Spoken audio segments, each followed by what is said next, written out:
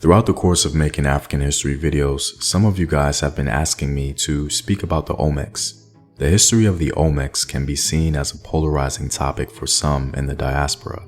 To be honest, I've never personally been interested in Olmec history or its ostensible relationship with Africa. But today, I wanted to speak about the essential meaning behind the Olmec question.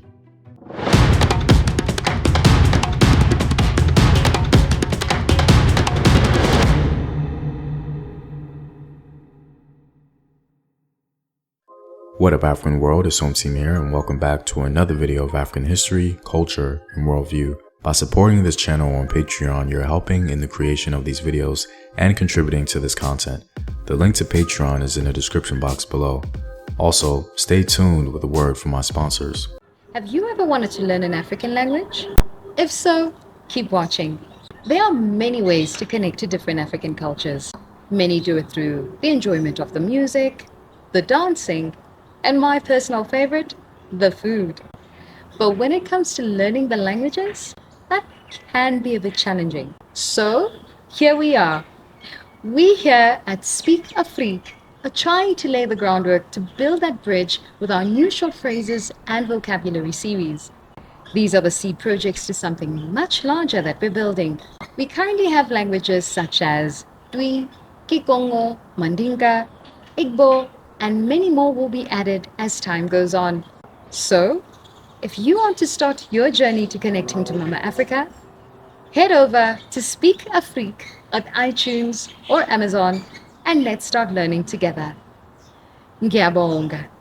Salami kahle. To begin, this video is opinion-based and not designed to discover the origins of Olmec civilization. The purpose of the video is to assess our value system as it concerns African history. Hopefully, you'll understand what I mean later. So let's begin. In my opinion, because the idea of agency amongst African people throughout history has been so heavily pilloried, some in the diaspora, scholar and layman alike, have been reactionary. In our defensive posture, we've sought to highlight African influence in the more visible spaces of history, many of those spaces being outside of the continent.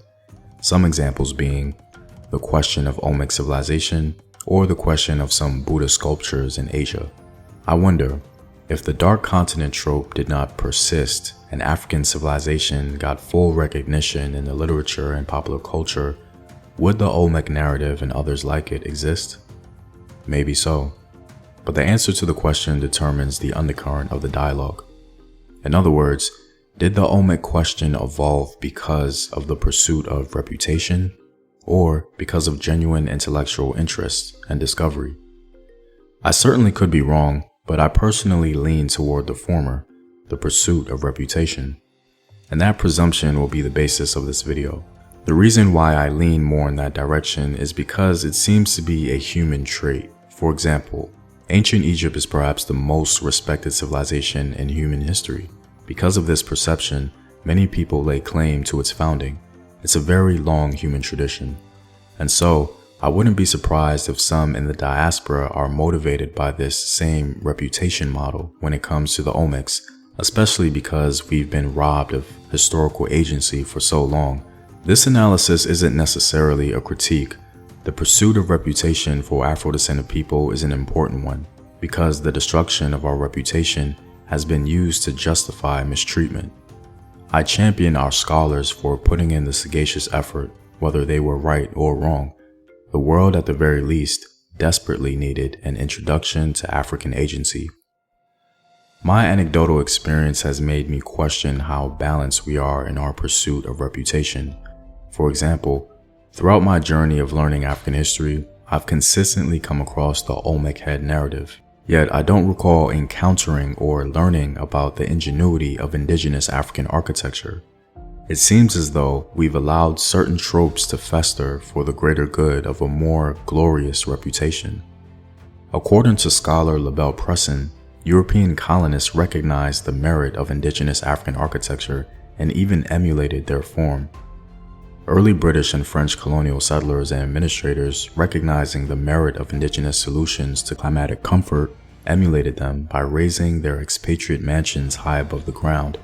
and by developing a wall system composed of louvered doors and screened verandas.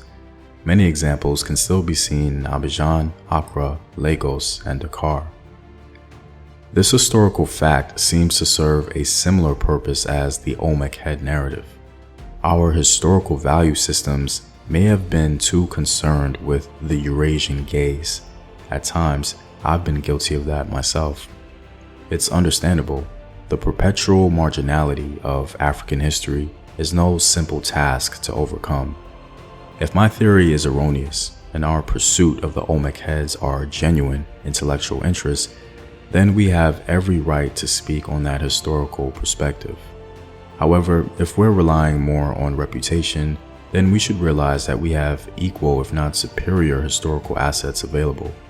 The ingenuity of indigenous African architecture being a minor example, but the more salient is the fact that Africans were the originators of iron technology itself.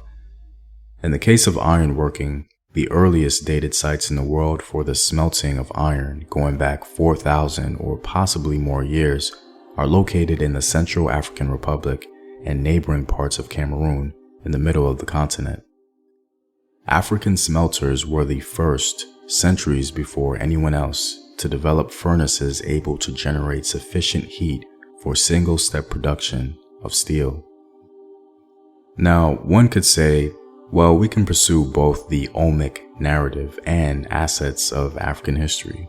I think we're certainly free to do so. However, the issue here is balance within the value system. How does the next generation perceive the hierarchy of importance?